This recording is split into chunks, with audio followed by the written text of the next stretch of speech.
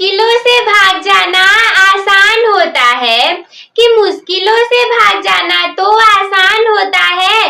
हर एक लम्हा जिंदगी का इम्तिहान होता है डरने वालों को मिलता नहीं कुछ, है डरने वालों को मिलता नहीं कुछ। इस दुनिया में लड़ने वालों के कदमों में जहान होता है। So hello everyone, this is your lovely sister Komal और आज की इस वीडियो में मैं आप लोग के लिए लेकर के आई हूँ 7 स्टडी हैक्स फॉर 2026। तो अगर आप भी पढ़ते हैं कक्षा 9 में, 10 में, 11 में या फिर 12 में, आप किसी भी क्लास में हो, आज की वीडियो आपके लिए बहुत ज्यादा इंपॉर्टेंट सिद्ध होने वाली है और खास करके लिए उन बच्चों के लिए जो कि कक्षा 10 और 12 में होंगे, क्योंकि भाई देखो उनको तो देना है बोर्ड एग्जाम और हमारा अगस्त चल रहा है, तो टाइम हमारे पास बहुत ज्यादा 1 साल का बचा नहीं है। जितना भी टाइम बचा है, अगर इतने समय में आप मेरे द्वारा बताए गए 7 स्टडी हैक्स को फॉलो करेंगे तो निश्चित ही आप भी एक टॉपर की कैटेगरी में आ पाएंगे। तो चलिए शुरू करते हैं।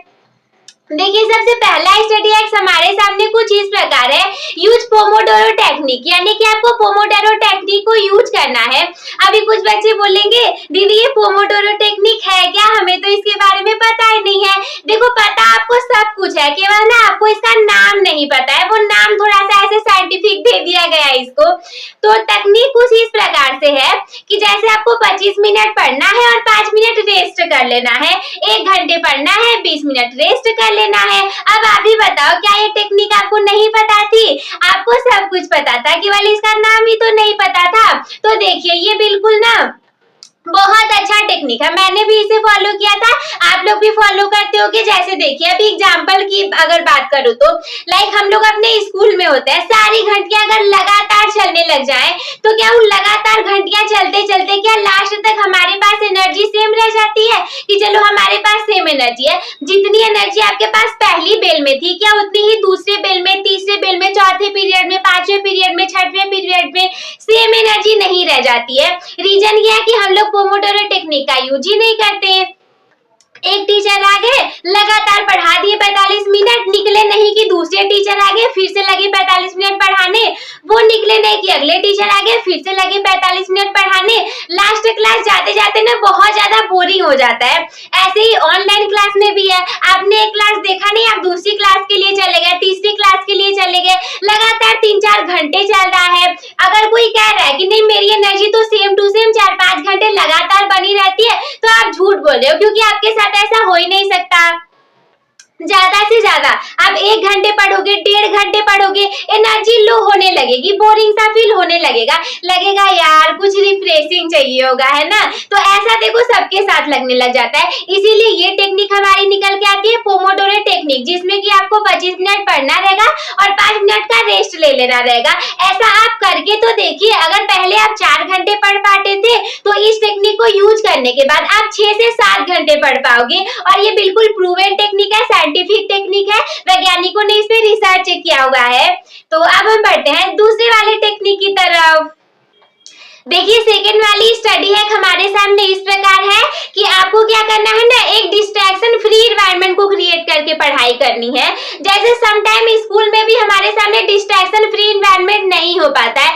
आप लोग सोचोगे नहीं दीदी हमारे यहाँ तो सब अच्छे से होता है, टीचर आते हैं, बच्चों को पढ़ाते हैं, हम लोग पढ़ते भी हैं, सब कुछ सही चलता है। आप मान लो अगले वाले ब्रेंच पे बैठते होगे ना, तो सारी चीजें ठीक है।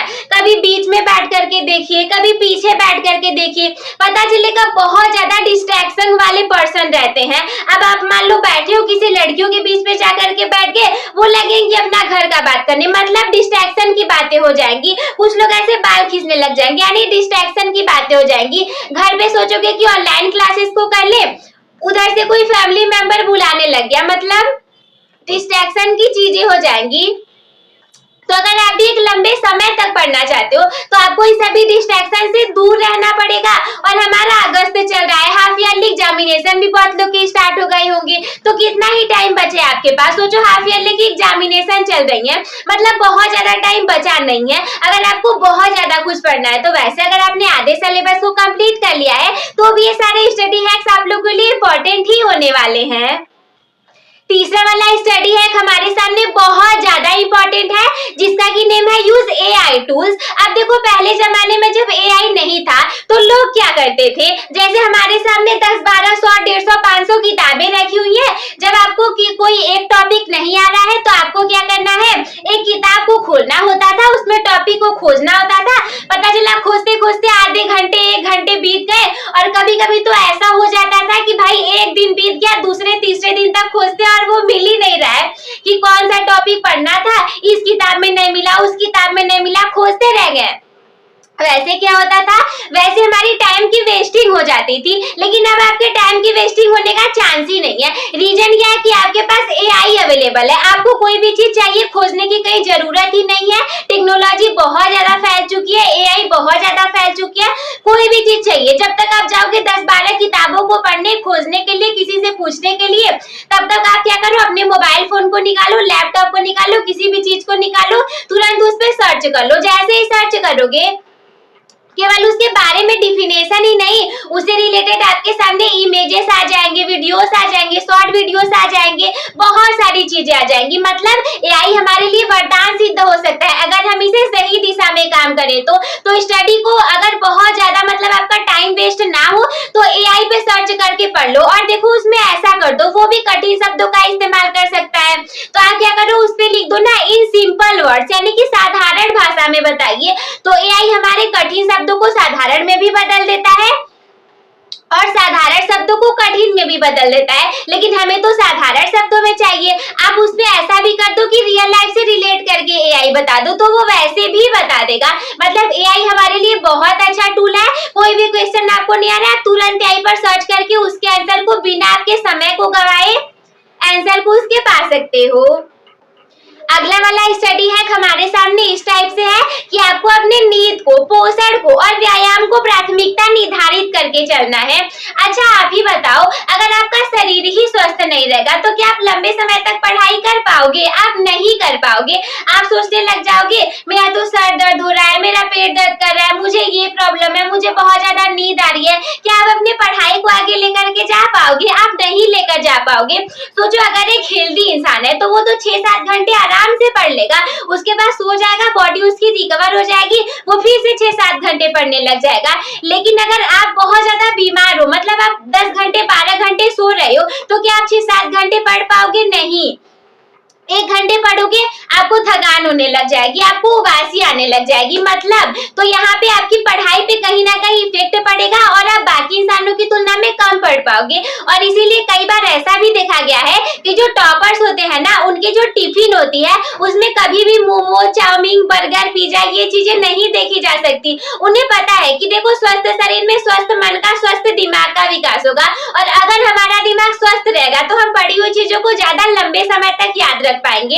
इसीलिए टॉपर्स का जो टिफिन होता है उसमें वो सैलेड्स को रखे होते हैं, अच्छी अच्छी रोटियां घर के खाने होते हैं। तो इसीलिए आपको भी अपने नींद को, पोषण को, व्यायाम को संतुलित करके चलना है, शरीर का ध्यान रखना है। अब हम बढ़ते हैं अगले वाले हैक की तरफ।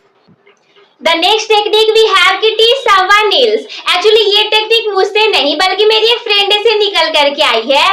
नेम तो मैं उसका नहीं बताऊंगी, बट देखो वो एक ऐसी लड़की थी मतलब है भी, बट हाँ वो ना पढ़ने में बहुत ज्यादा तेज थी। और रीजन उसका ये था कि वो किसी भी चीज को जब पढ़ लेती थी तो किसी दूसरे को समझाने लग जाती थी।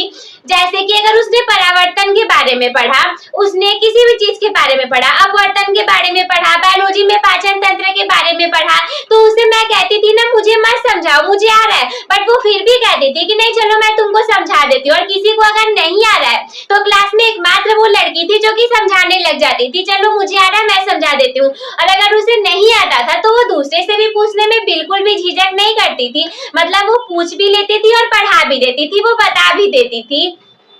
और इसी को हम एक और चीज से कनेक्ट कर सकते हैं जिसे कि हम ग्रुप स्टडी बोल सकते हैं। ग्रुप स्टडी में क्या होगा, आप बहुत सारे लोग साथ मिल करके पढ़ोगे। किसी को कोई चीज नहीं आती रहेगी तो आप बता दोगे, और अगर आपको नहीं आती रहेगी तो आपके फ्रेंड्स लोग बता देंगे।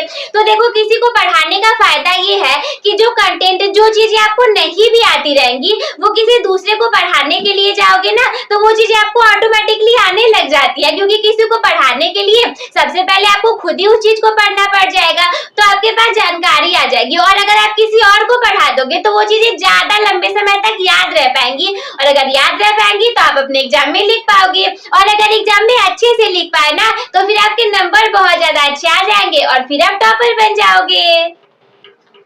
देखिए लास्ट वाला हैक हमारे सामने इस प्रकार है कि बहुत ज्यादा स्टडी का ओवरलोड हो जाना। लाइक हमारे सामने बहुत सारी किताबें हैं, बहुत सारे चैप्टर्स हैं, बहुत सारे कठिन कठिन डेरिवेशंस है, हमारे सामने डिफिनेशंस है, फॉर्मूले हैं, क्वेश्चंस है, बहुत सारी चीजें हैं, नहीं याद हो पाती है, कठिन कठिन वर्ड्स है। तो ऐसे में हम क्या कर सकते हैं ना, जैसे देखिए जब आप छोटे थे तो टीचर क्या करवाते थे, बोलते थे ना आज तुम 2 का टेबल लर्न करके आओ, कल तुम 3 का टेबल लर्न करके आना, अगले दिन तुम 4 का टेबल लर्न करके आना, और ऐसे एक एक करके, मतलब वो बोलते थे अभी 10 तक गिनती को लिखो, कल 20 तक लिख करके आना, 2 का पहाड़ा याद करो। मतलब वो आपकी पढ़ाई को छोटे छोटे पार्ट में डिवाइड कर देते थे, और ऐसे करके अगर 7 दिन में आपने 2-2 लाइन के पहाड़ों को याद किया तो आपको 14 तक पहाड़े याद हो जाएंगे। लेकिन अगर एक ही दिन आप पढ़ने के लिए बैठोगे तो नहीं हो पाएगा। तो इसी तरीके से हमारा सबसे लास्ट वाला टेक्निक निकल करके आता है, जिसका की नाम है divide your study into smaller parts. तो अगर आप अपनी पढ़ाई को छोटे छोटे पार्ट्स में डिवाइड कर लो और उन सारी चीजों को पढ़ लो और पढ़ने के बाद उसे मिला दो, तो क्या हो जाएगा,